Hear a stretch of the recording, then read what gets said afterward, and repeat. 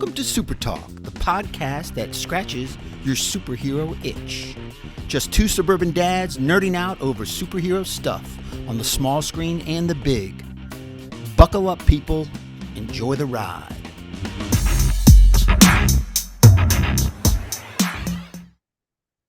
Welcome to SuperTalk, the weekly podcast dedicated to news and reviews of comic book media on the big and small screen. This is episode 146. I'm your host, Brian Professor Pettis, and with me, as always, my illustrious co-host, the titanium one, Tony Estrella. Professor, We're back. we made it.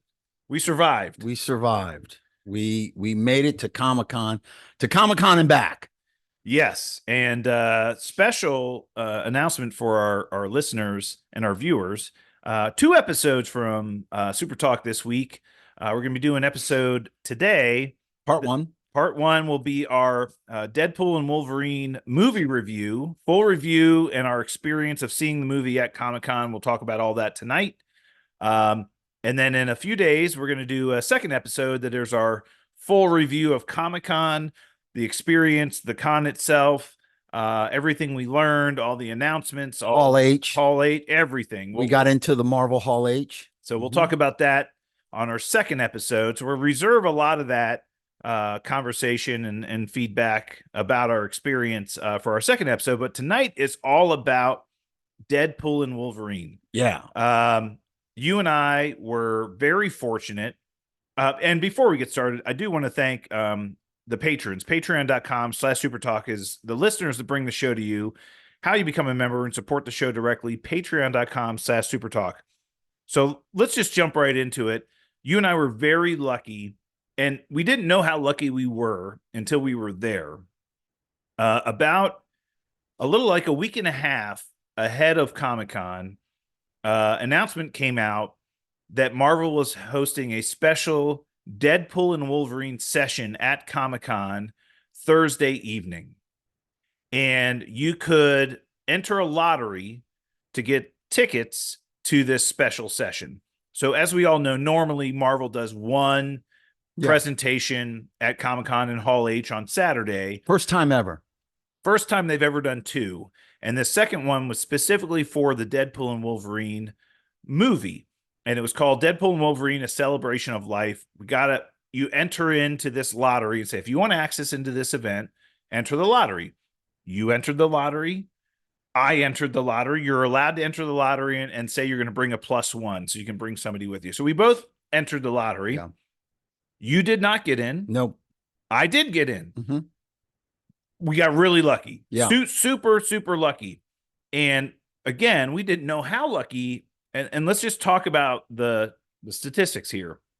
We believe, and I don't know what the average daily average of attendees at Comic-Con, especially on Thursday specifically, but when you go to Comic-Con, you get tickets you can do a 4-day pass, which is Thursday, Friday, Saturday, Sunday.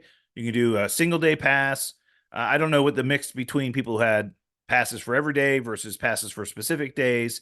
Well, a lot of people I saw on Saturday had Saturday-only passes, so I'm sure there's a mixture. But let's just say in general, there was about anywhere between 120 to 130,000 people attending Comic-Con on a specific day. Probably Saturday specifically, it was probably 130,000 people. It seemed like that when we were there. Hall H, where this session was being hosted, holds 6,500 people. Mm-hmm. So, like you said, less than 5% of the attendees that and you had to have a pass for Thursday. So that's the other thing. If you had a Saturday pass, you couldn't get into the Thursday thing. You had to have a pass for Saturday. You had to have a badge, a live active badge for Thursday Comic-Con in order to attend. Sort of. Which we'll get into here in a second. But we got very lucky to win the lottery. We won the lottery to get into this special session, and you and I were like over the moon about it. Absolutely. And when we were telling people that we were going, you got in? Oh, well, that's what I was going to say, is that a bit of a snafu on our way into, so we flew out Thursday morning, landed around 11:30 local time in San Diego. The session wasn't till that evening. My bags didn't make it. Your bags made it on the plane perfectly fine. My bags did not make it. And my badge happened to be in my suitcase, which in hindsight, not a smart idea, but that's where it was. And it was arriving on the later flight. Probably weren't going to get it till later that evening. We're like, oh my God, what are we going to do? So we ended up having lunch with our wives in San Diego, which was a zoo. Yeah. I mean, downtown San Diego, Gaslight District was just a sea of people. Yeah. So we had lunch with them, had a couple cocktails, and we're like, okay, we're going to have to go get a badge. So we went and got a badge. We went to Comic-Con to the registration desk and say, hey, can I get a reprint? People couldn't have been more friendly, more helpful. They're like, hey, it happens all the time. Very easy. Not a big deal. Very accommodating. In the sale pavilion, that's where it is. It's on the end of the convention center up on one of the upper levels called the where registration was, and also Super. where you got the super easy. You also got like, it's like $15 to reprint your badge. I'm like, yeah, no problem. No problem. And they did it right on the spot. Yeah. That's where you pick up your lanyards, your Comic-Con pin, and a really cool backpack. Now, the only thing I would say about it is the backpacks that we got was, don't get too much into it. We'll save that for Friday. But but we got some shitty backpacks. We got Abbott Elementary printed backpacks, which I was like, ugh. So the sponsor for the giveaway bags was, is it Paramount Plus or no? It was ABC Television or Hulu. I think it was Hulu. Hulu, ABC, because Hulu, ABC, right? Yeah. So you could have gotten a number of different options, but whatever. At that point in time, we didn't. Great story. We'll get into it Friday at the next. But we didn't care because we just gotten there. We were like, I got my badge. I'm good. And the email that we got about this special Deadpool and Wolverine session in Hall H specifically had specific instructions. You are not allowed to line up for this session until 4 p.m. Right. The line will form at 4 p.m. So anytime at 4 p.m. or after, you will be able to line up. And to line up, you have to have your badge, right? And check in with the line people, and they'll scan your badge, make sure you're allowed to be in line, and then they'll let you line up. Yep. And your confirmation email. Right. So you and I headed over there a little early. Probably around 3:15, 3:20. We're like, hey, we were early. We wanted to see where to go. Where are we supposed to go to line up? Plus, we were fucking excited. Like, we've never been there. We were excited. So, again, this is early, thinking that the line wasn't going to start until 4 o'clock. Well, shocking. The line had already formed and was already halfway down the sidewalk. And they're like, oh, yeah, it's across the street. There's a line there. So we, head down the sidewalk and end up getting in line. And waited probably at least 2 hours before we were going to be allowed into the arena, because the Hall H session that preceded this one, I think, let out right around 4:30. So they weren't going to let people in until at least 5 o'clock. They were going to clear out Hall H completely before they started letting people in. Right. And our program started at 6. So we're standing in line with some, it seemed like regular Comic-Con attendees. And they were very friendly. And if you're watching or listening, and you met us on Thursday, hello, and thank you for joining. Absolutely. But they were basically telling us that, well, there was this large group of people, and what they termed a mob, angry mob of people that had lined up outside of Hall H, not where you're supposed to line up for Deadpool and Wolverine, but just standing out there in front of Hall H. And they were demanding that they be let in. And those of us that were following the rules and lined up appropriately were like, well, wonder what's going to happen. Are they going to let those people in before us? Or are they going to let the people that lined up correctly in? Come to find out, they said the only way they're not going to let those people in is if they call the police, and they're not going to call the police. So it's likely that they're going to let those people in. And as a matter of fact, one of the line managers, the people who manage the line, the people came by at some point in time and said, we're very short staffed. We've got like 5 people managing this entire line. I've been here since 5 a.m. There's nothing we can really do. Yeah, I guess. And she made several comments, one of which is, they don't want to they don't want to force somebody not to get out of line or to upset anybody, and they don't want anybody to have a really bad experience. So basically, people that were lining up in the wrong area were calling the shots. They were bullying the people running the show, basically to be like, well, we were told to line up here and this is where we're going to stay. And there were a couple hundred people in this mob. And there were several. I'd say at least 500 people. Not, yeah. I mean, it was a lot there. And then there was another area up closer to the doors. And then there was an area where there's a line, and then the line leads to what's called these chutes. And there's 4 chutes, and they put 50 people in the chutes at a time, and they let in 50 people at a time in, and one chute after another. Then they load people up back into the chutes, and then they light so that they can accurately and count. they scan bags. They do have an X-ray machine, and they scan bags and all this other stuff. But again, the bottom line is most of us followed the instructions and lined up properly. Yeah. And there was a large group of people that were not lining up, and they were just congregating outside of the entryway to Hall H, and they were demanding that they be let in. Yeah, and they were. They were let in. Comic-Con and the people there did not want to upset anybody, not want any conflict and people pushed their way in, and which now really, it didn't give them access. They still had to have the invite to get in, but they didn't follow the instructions and line up properly. Supposedly. Well, no, those people were checked, at least initially. But the fact that they got in and did their own thing to get in leads people to believe that, well, you don't need to follow the rules. They're going to think that's the story. Yeah, they're going to think that you can do that every single time. The story that was being told amongst those of us who were lined up properly was like, well, it just goes to show you, if you follow the rules and do what you're told, you get the short end of the stick. You get screwed. And here's why it matters, people. It matters because we got in line early, and we were waiting patiently and early, and they were up front. So if they get in before the rest of the people that were lined up properly, they get better seats. So that angry mob of 500 people got closest to the panels and closest to the stage, and they got better seats than everybody that was doing it the right way. And I guarantee you a majority or half of those people that were in that angry mob did not have a confirmation email, and we'll get into that. Yeah, so that's the other side of this story, is that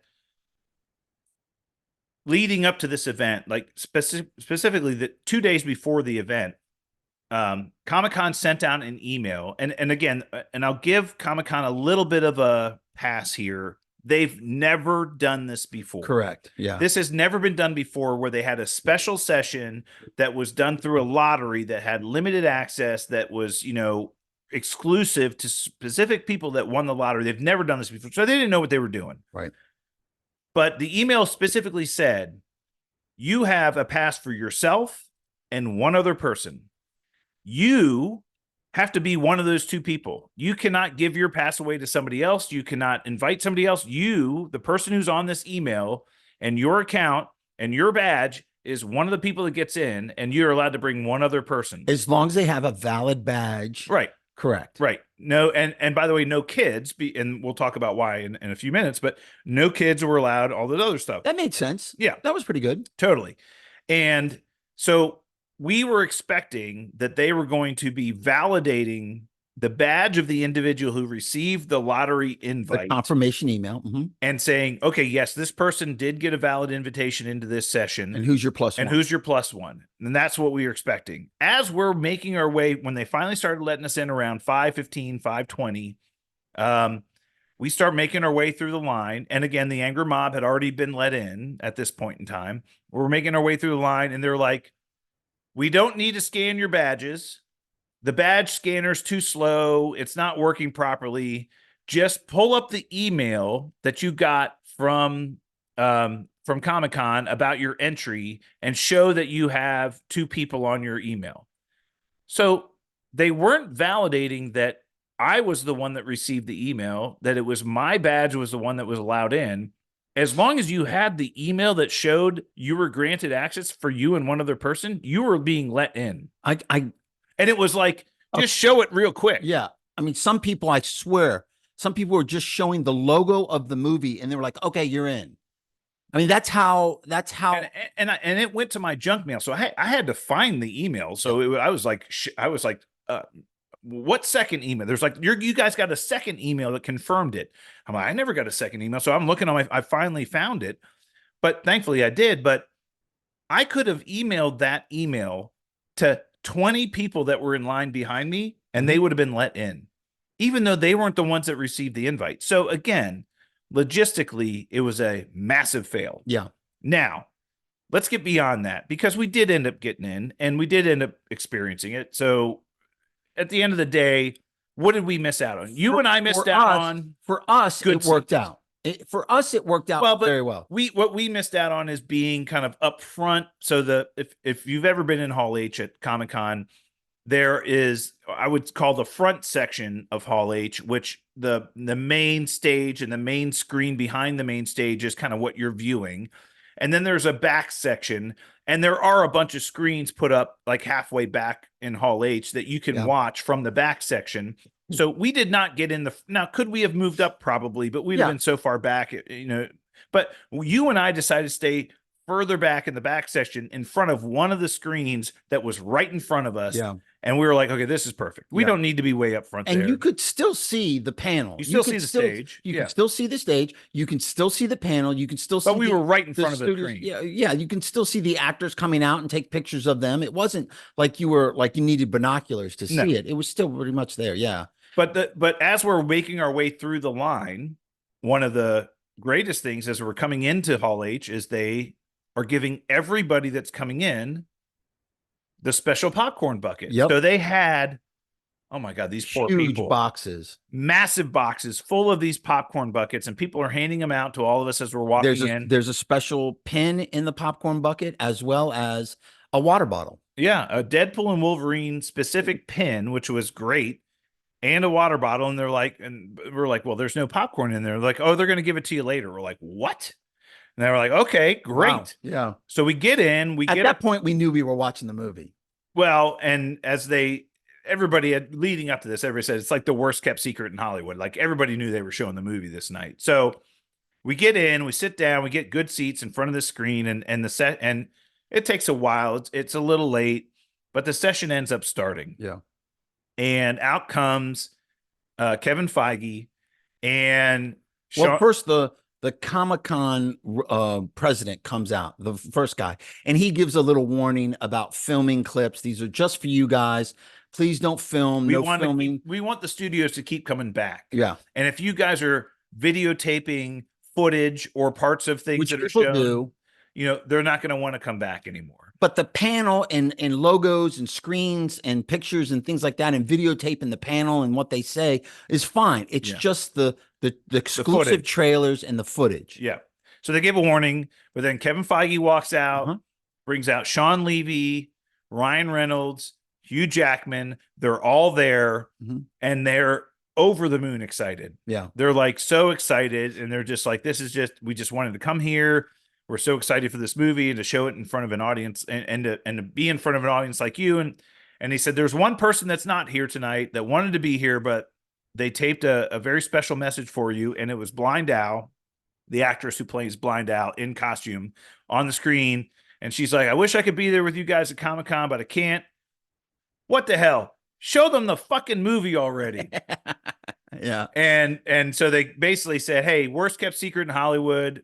We just felt we'd come here and show you guys the movie. Yeah. And the cool thing was they said, we're going to sit down there and watch it with you. Yeah. So they came into the crowd and sat in seats and watched the movie with us. They said, we're going to hang out and watch it with you, which was like, holy crap. Yeah. They're like, we're going to hang and we're going to come back after the movie and have a little bit of a panel. Yeah. So they said they were going to stay and watch it with all of us. Now, remember this, people.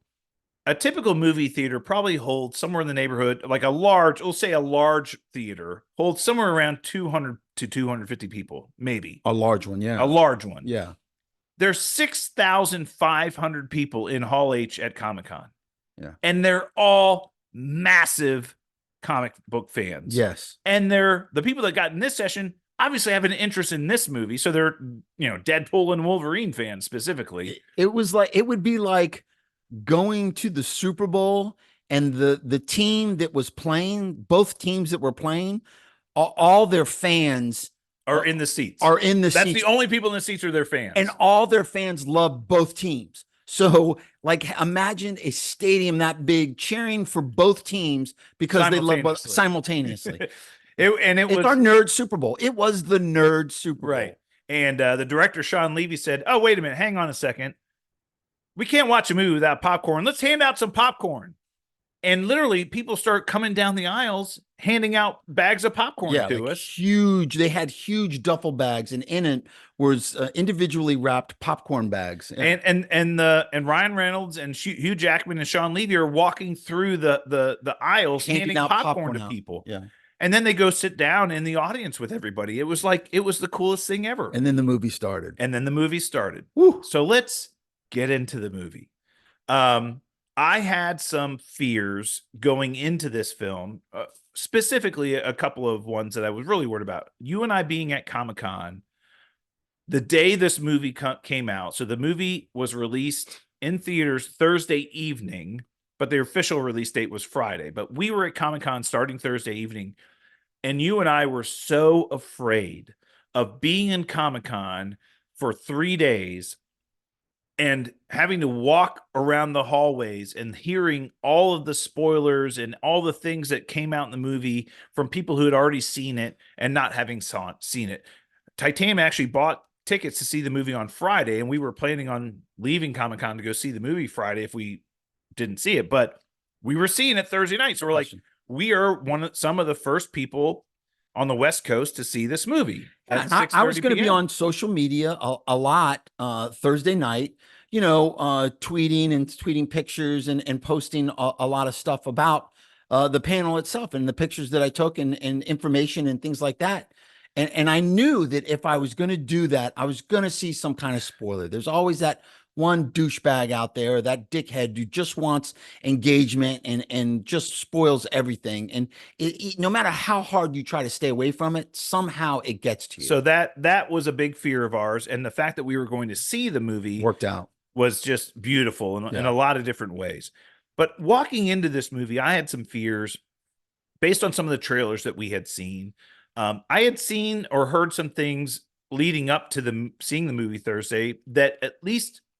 Oh, by the way, fucking huge spoilers, guys. If you haven't seen the movie yet, please. This is a full review. Full spoiler. And we are going to spoil everything. There are spoilers. So please, spoilers. And if you haven't seen the movie yet, and Titanium I will confess, you are better off seeing the movie without knowing all of these spoilers, because seeing it in the movie is so special. Yeah. And you and I had gone dark on social media for at least a week prior to the movie, and I didn't want to know any spoilers. I didn't want to hear them.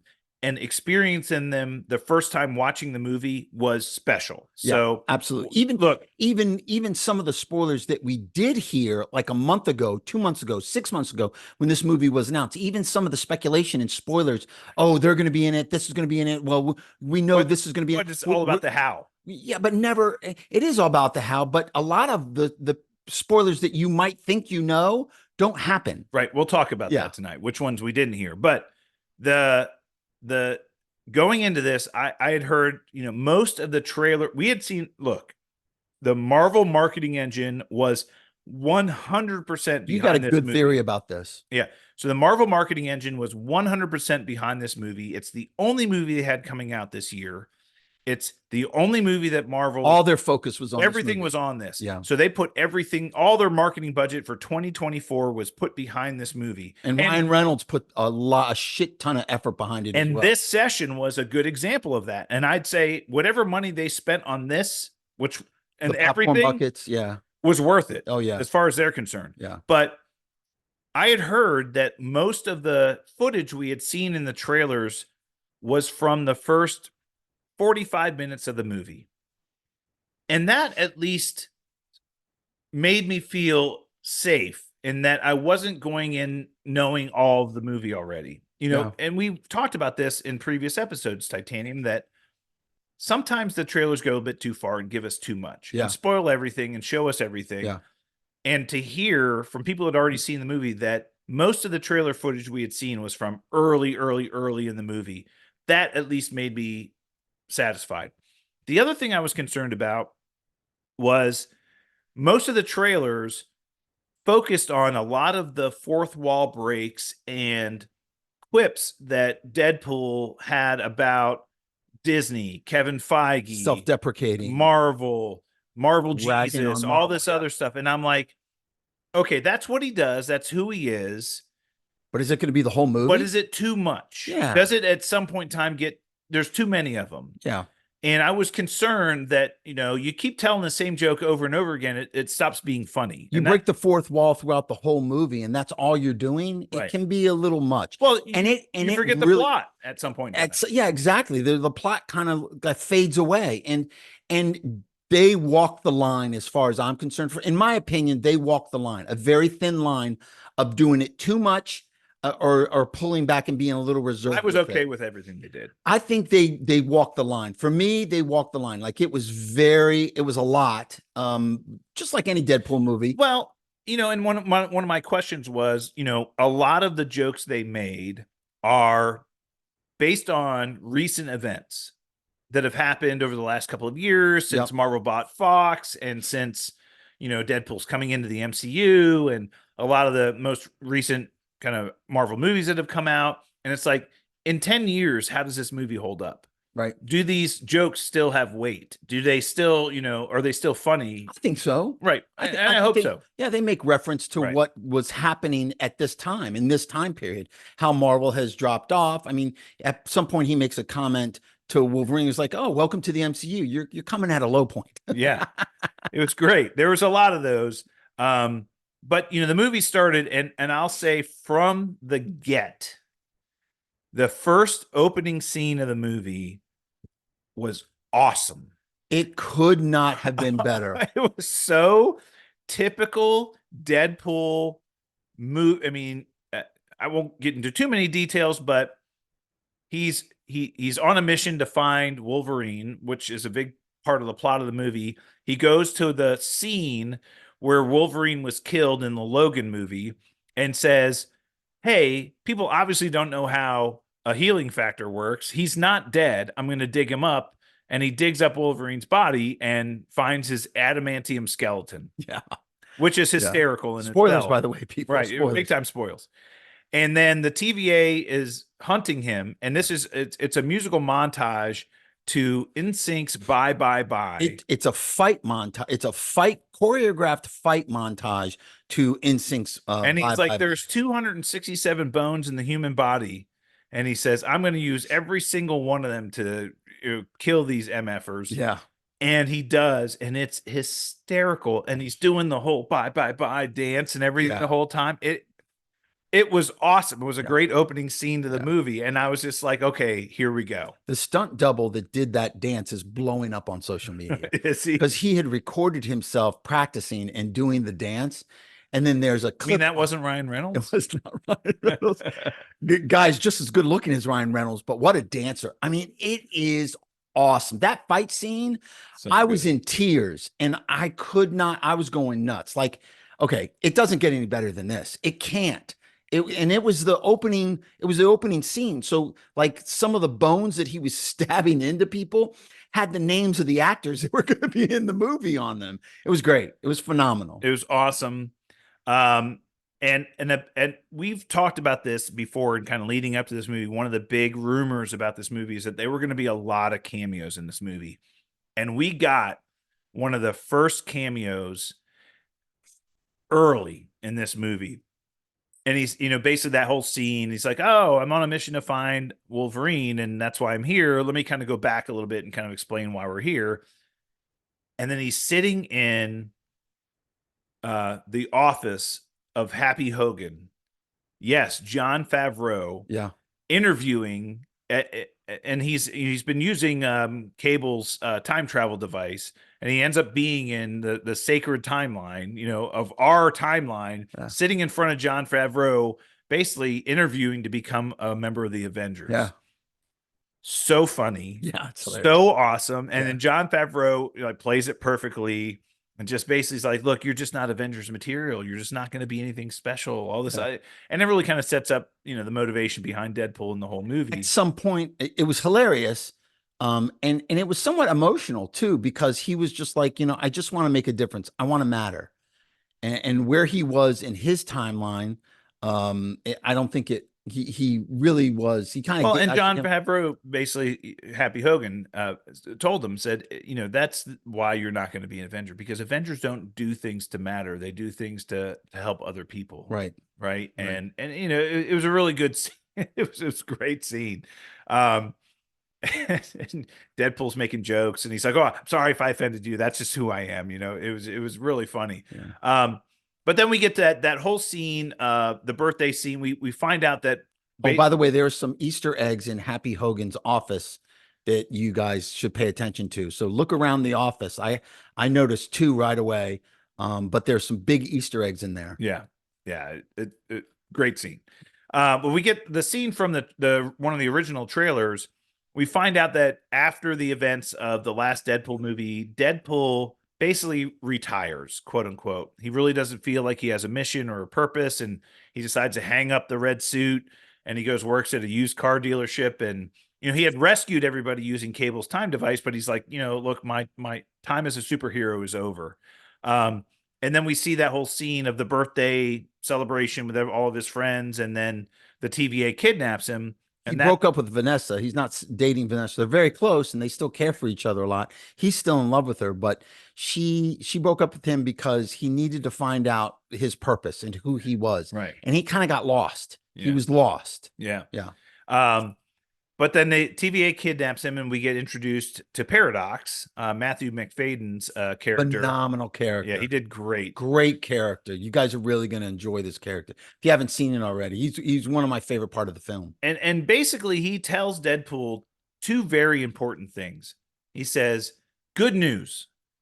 We've invited you to be part of the sacred timeline." So, again, this is building off the tropes of the Loki series and everything else, that there's this one sacred timeline. There's all these other branches that are branching off of it.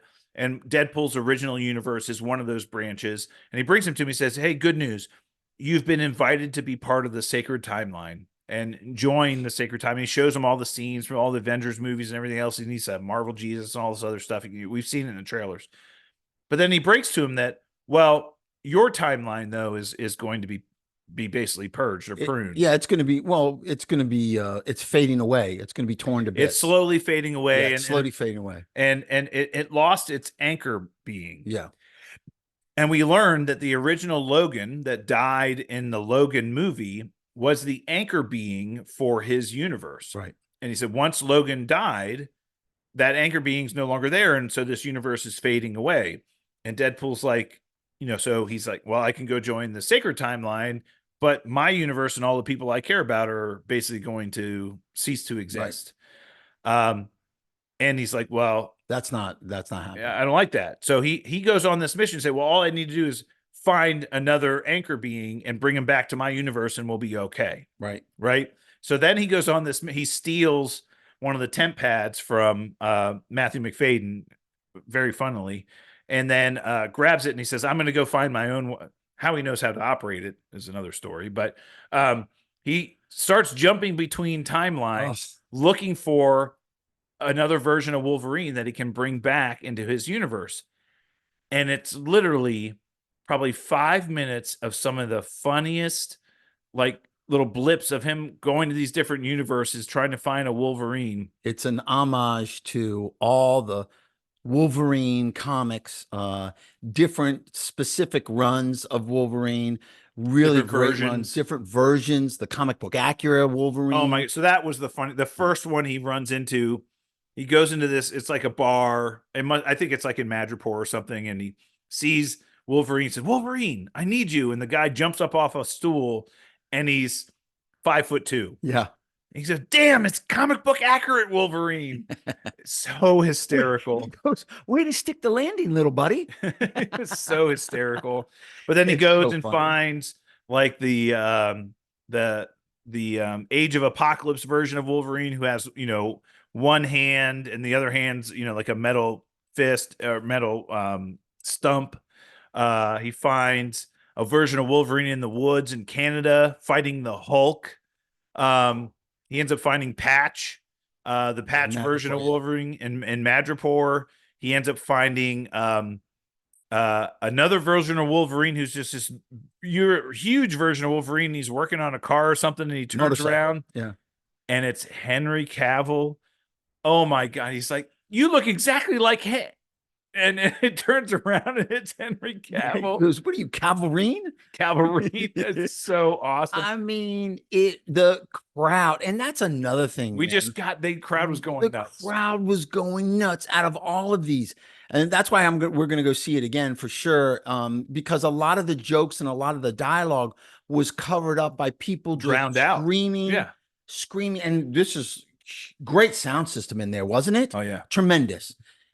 Huge laughs, huge screams. Yeah, some of the jokes were lost in the laughter because we couldn't hear them. People were losing their mind, especially when Henry Cavill came on. Oh, that was hysterical. Yeah, we'll treat you better than those fucks down the street. That's so hysterical. Really great. But then he ends up finding the Wolverine that is the big part of the movie, who's kind of down and out in a bar. And it's all, again, a lot of the scenes we've seen from the trailer. He effectively kidnaps him, brings him back to the TVA, and he tells Paradox, whose nose is broken at this point in time, he says, hey, I found a new anchor being. You just send us back to our universe and we're going to be good. And he goes, no, that's not the way this works.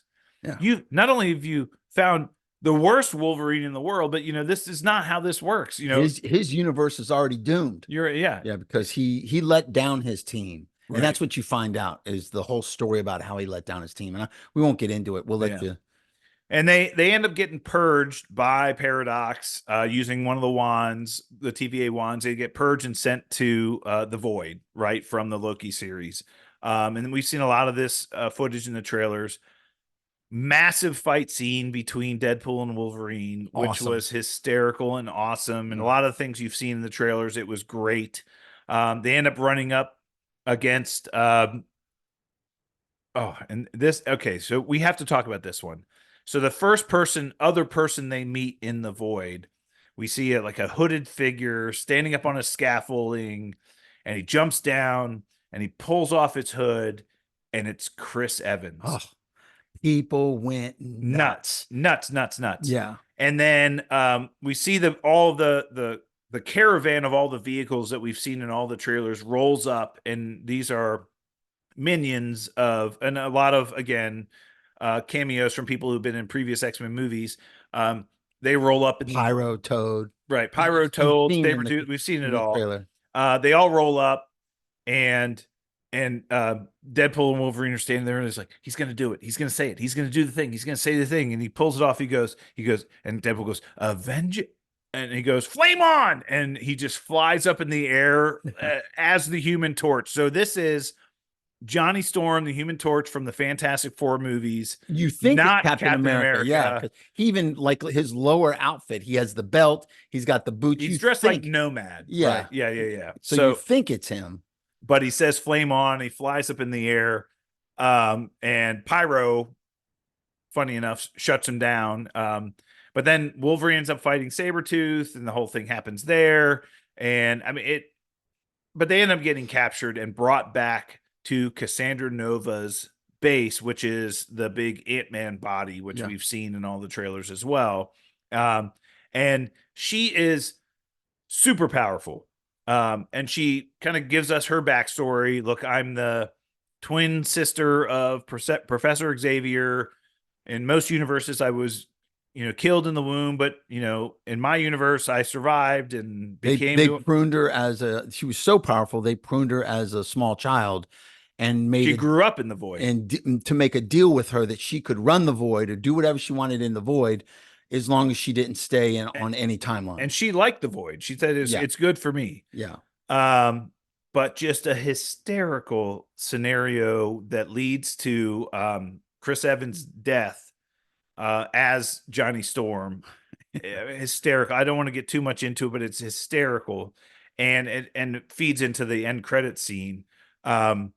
But she's very powerful, and they're like, there's not much we can do against her, right? They end up so they end up getting, how do they escape that place again? They end up finding Goliath comes to basically eat them, and they find this like rocket thing, and they end up rocketing away, and the two of them rocket away. And and then they run into one of the alternate versions of Deadpool. And I don't remember what his name was. Was it like Nice Pool? They call me Nice Pool. Nice Pool. Yeah. It was and we've seen a little bit of this in the trailers. It's basically Ryan Reynolds with long hair, with no like scars over his face or anything, and the dog and Dogpool. They're kind of a duo. They run into them and say, "Oh, I hope you don't run into the Deadpool Corps. They're not good people." Right. And all this other stuff. Yeah. So we do run into the alternate version of him, and they end up finding some food. They go to a diner. They end up finding a bunch of other stuff. But this is kind of the part where they end up running into, I'll say the Resistance, right? So the Resistance ends up finding them. They find a van. Like Nice Pool gives them the van. They go driving off. And then there's a massive fight scene between the two of them again inside of the van, which was awesome. And at that point, they have a conversation that kind of reveals a lot of the Wolverine's frustration of what he did, and he really attacks on a personal level Deadpool, and he doesn't like that. And you kind of start to feel the plot. You kind of start to feel the characters' motivations and who they are and what their motivations are. He explains, look, these 9 people are my world. They're everything to me. They're all that matters, and they're gonna die unless you fucking help me. And then he attacks him, and they go back and forth. But one of the deals that he makes with him is says, "I know the TVA can go back and fix your timeline." Correct. He's like, "So we're gonna fix mine, and then we're gonna make them fix yours." Right. And he says, "I know they can make that happen." Right. So that was the deal that he struck with him. Right. But they had a big fight scene and ended up like knocking each other out for the most part. Yeah. But then they get somewhat quote unquote captured by the Resistance. And then we find out who the Resistance is. Yeah. So the first person they see is I mean, just walking in, they're in a cave and they're kind of waking up, and Wolverine's drinking, I guess, in this cave. They've got Jack Daniels in there or whatever, Jim Beam. But they end up seeing first person to walk in is Jennifer Garner as Elektra. Yeah. And you're like, oh my God, it's Elektra, right? And then walks in Wesley Snipes as Blade. Yeah. Yeah. And then walks in Channing Tatum as Gambit. Yeah. And that is some of the funniest part of this movie. Yeah. Is he's got his thick Cajun Louisiana accent, and nobody can understand a word he's saying, and Deadpool's like, who the hell is your dialogue coach? Nobody can understand a word you're saying. It's been a while since I've seen and he's like, it's been a while since I've seen Sling Blade. Come at me again. It's so hysterical. I mean, just and the last person that's part of the Resistance is Daphne Keene, X-23, the version of X-23 from the Logan movie. And they're basically like, look, we've been fighting against Cassandra Nova forever. She runs this place. It's impossible to beat her. Yeah, she's just too powerful. And they're like, we've got to go back there. There is, we got to find a way to go back there. And Logan has and we saw this a little bit in the trailer, one of the last trailers. Logan has he's struggling, with his situation. Has a good conversation with Daphne Keene, and she was fantastic in this movie, by the way. Yeah. But he's like, look, I'm no hero. You got the wrong guy. And X-23 says, you were always the wrong guy. Right. And and basically says, you're, that's who you are. You're the wrong guy, but you're also the right guy, basically telling him. Yeah. What was great about this scene and that whole reveal of the special guests cameos, they weren't really cameos. They were a big part of the movie. They were a big part of the movie. They helped them fight Cassandra. They go to the fortress, the Ant-Man head fortress, and fight her forces. And it wasn't gratuitous cameos. Yeah, the plan they come up with is that we need to get they were like, oh, and they had some other inside jokes about, you know, what happened to Daredevil? Oh, he's dead. Oh, it's too bad. And then Deadpool looks at Jennifer Garner, says, "Too bad. I'm sure he would. He was a great partner." And she's like, "Not really." Yeah. Clowning on Ben Affleck. And then they talk about, well, we can we get Magneto's helmet? That's the only way that we can be protected from Cassandra Nova. They had one and she melted it. Yeah, Yeah. he's dead. She melted the helmet. And they were like, what about Juggernaut's helmet? Oh, yeah, we saw a Juggernaut there. Yeah. So the plan is to go there and get Juggernaut's helmet. Right. And so put it on Cassandra Nova they to all block her psychic power. They all go there, and the fight scene is spectacular. You get what we've been waiting for since 2019.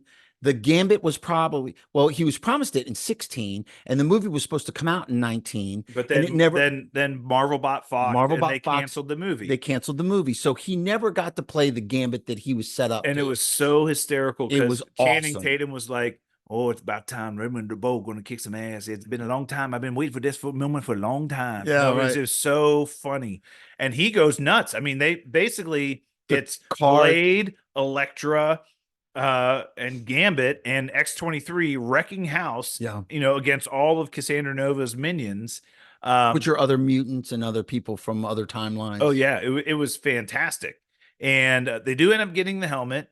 They do end up putting it on Cassandra Nova, and they kind of make a deal with her. They find that she mentions that she's found one of these. There's a wizard sling ring. There's a wizard that was here not long ago, and he left this, and it was a sling ring.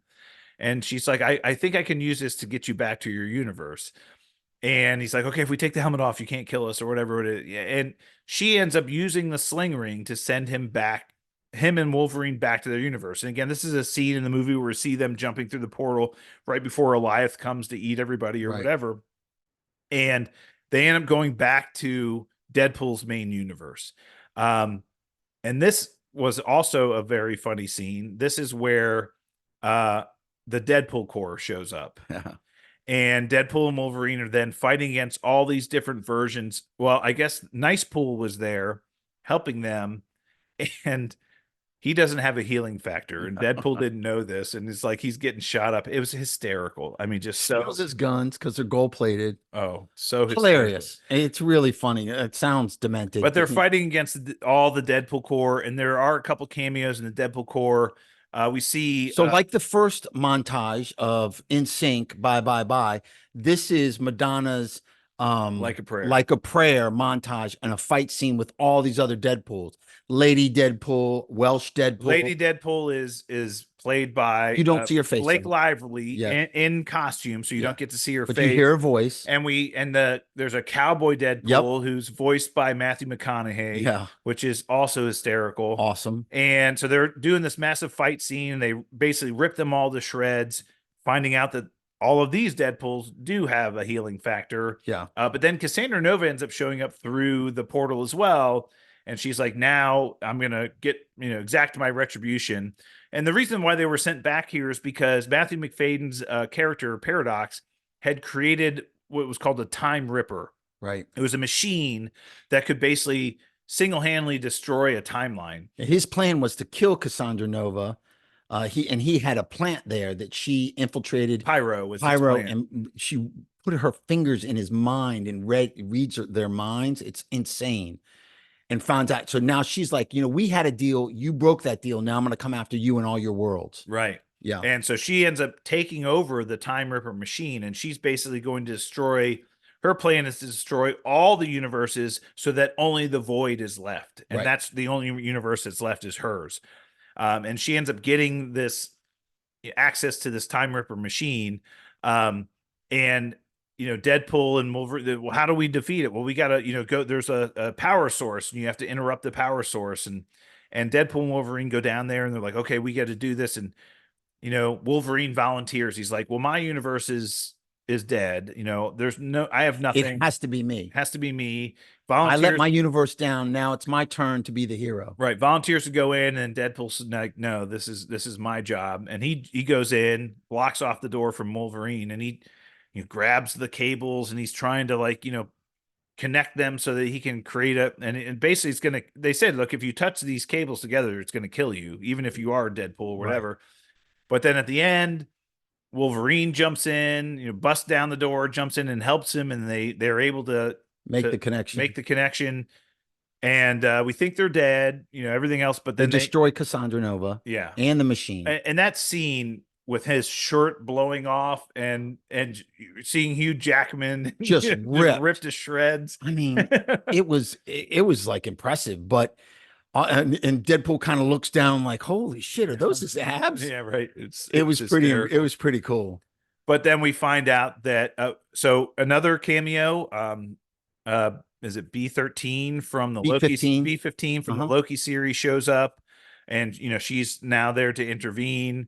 And the one who saves Deadpool and Wolverine from the Deadpool Corps is Peter in a Deadpool costume, and B13 is like enamored with him too, which is just all it's all so funny. Yeah. But then they end up saving the universe, and we come to find out that Deadpool's universe now is not only surviving, but it's thriving and it's growing again. Yeah. And Wolverine's like, okay, it's time for me to leave. And Deadpool kind of convinces him to stay and come back with his family. And X-23 stays, and they have dinner and all this other stuff. And he and Vanessa kind of get back together. And so it's like this big happy ending. Right.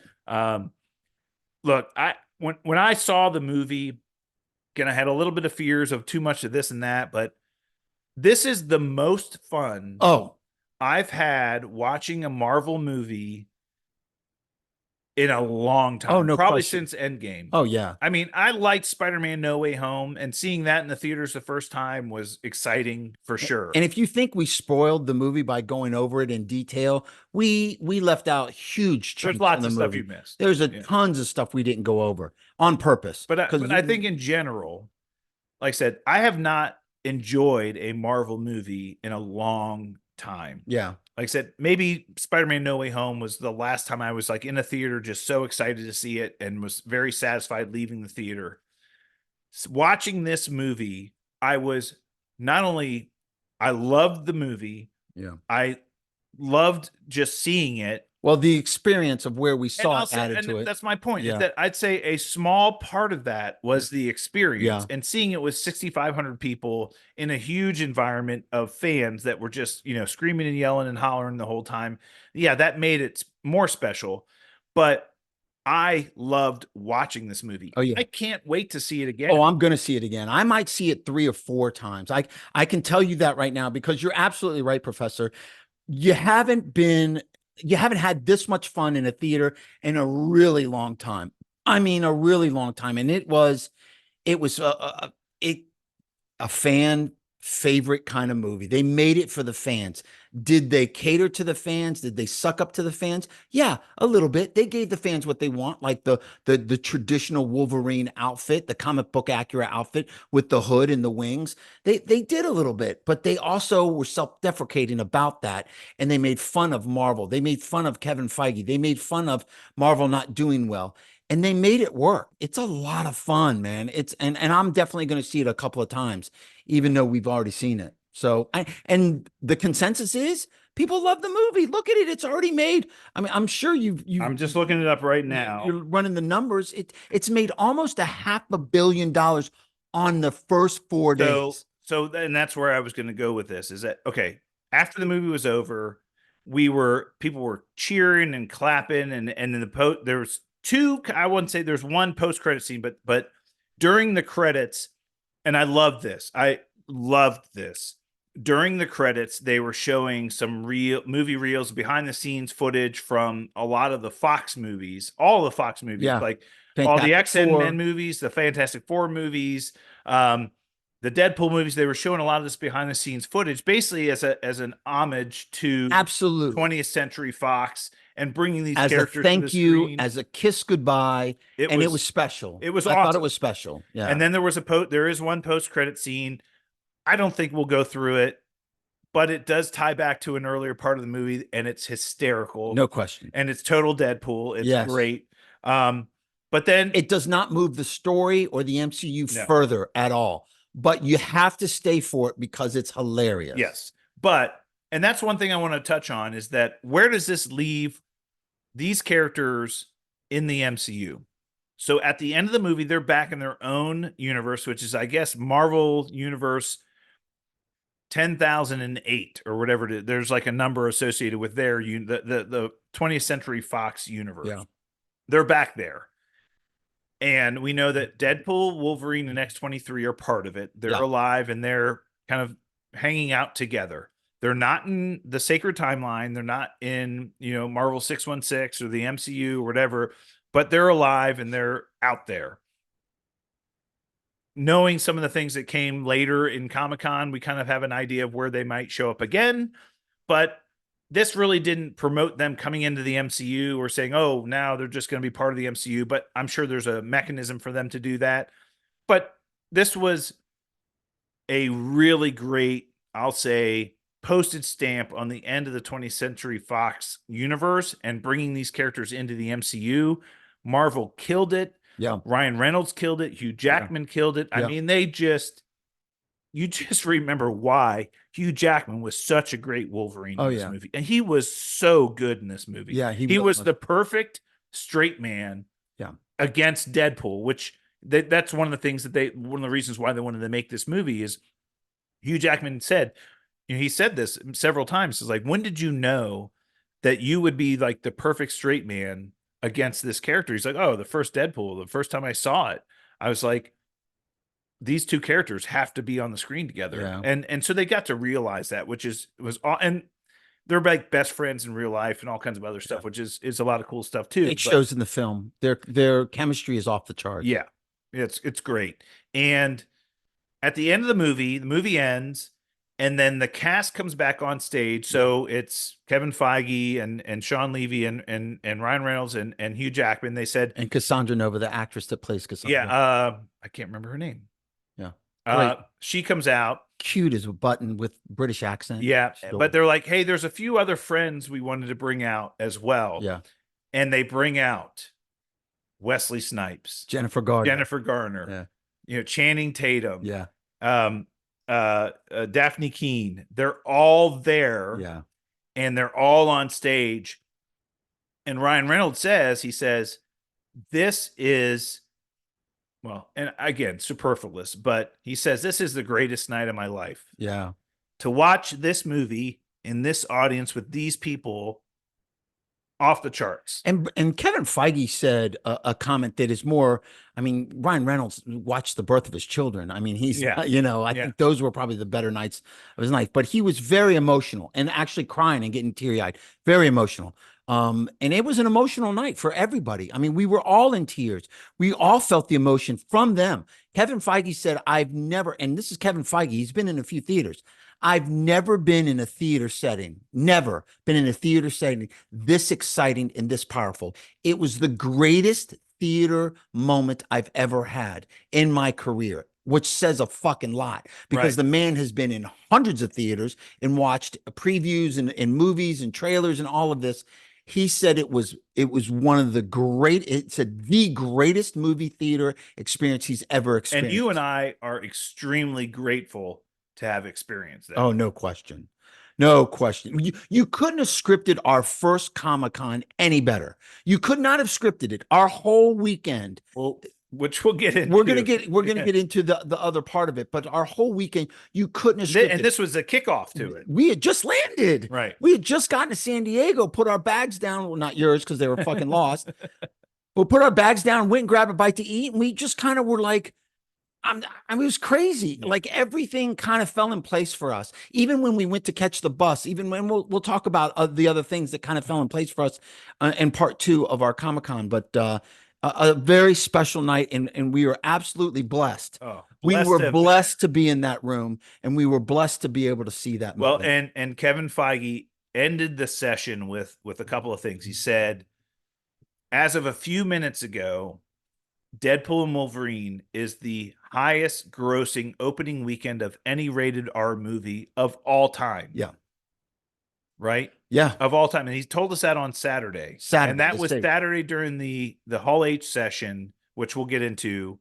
He told us that at the beginning of the Hall H session on Saturday. That was Saturday. Saturday night. So here are the numbers.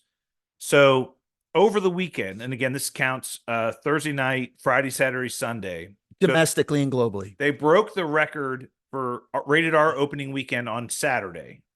So they did $283 million domestically in their opening weekend and $496 million worldwide.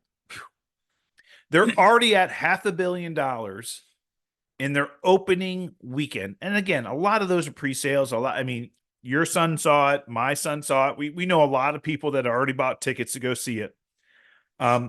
Everybody I've talked to that's already seen it wants to see it again. Yep. You and I included. I mean, I'm going to go see it again. My wife wants to see it. Eventually I'm going to go see it again. Your son tonight was like, it was great. I want to see it again. Yeah. So this movie, and we predicted this early on, easily will break $1 billion. Yeah. Easily will be the highest grossing rated R movie of all time. Yeah. Without question. I know my in-laws, they ended up seeing it on Saturday or Sunday last weekend. I asked them what they thought. They said a little raunchy for me, but I still liked it. Yeah. And I said, well, that's the rated R, look, this is a violent movie. Yeah. There's a lot of violence and a lot of blood. No nudity, but profanity and a lot of blood. violence. Yeah.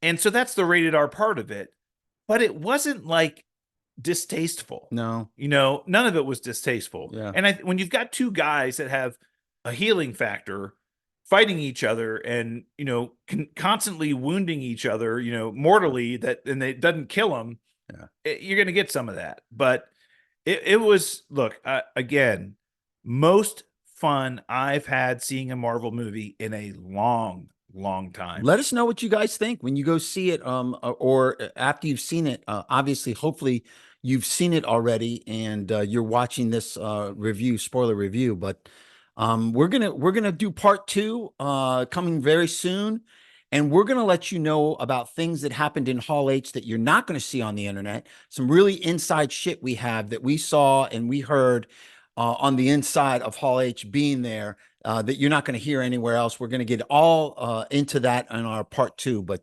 stay tuned for that later this week. We've got a lot of experiences about Comic-Con in general and a lot of feedback of our first time being there and things that we liked and things we didn't like and things that we were very fortunate to kind of experience. Do you want to go again?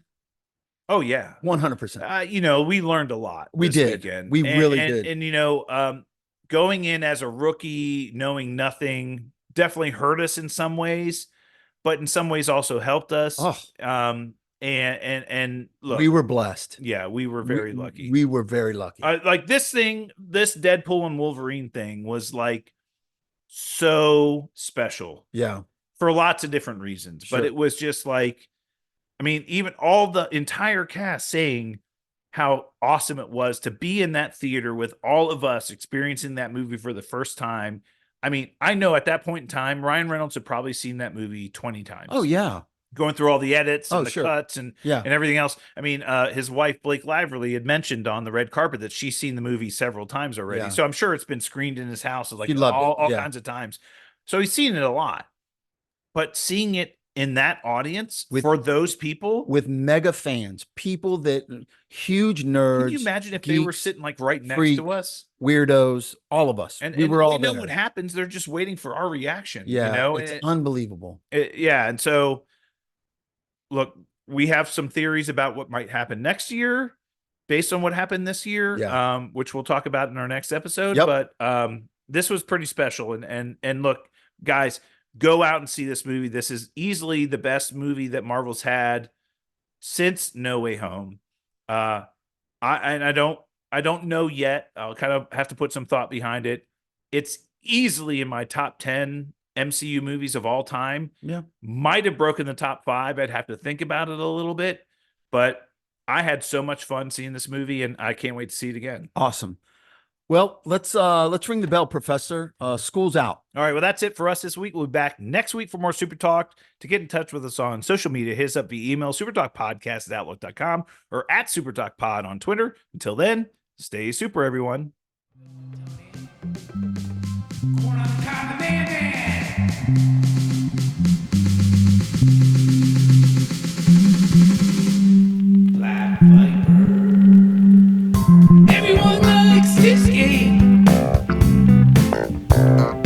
is gonna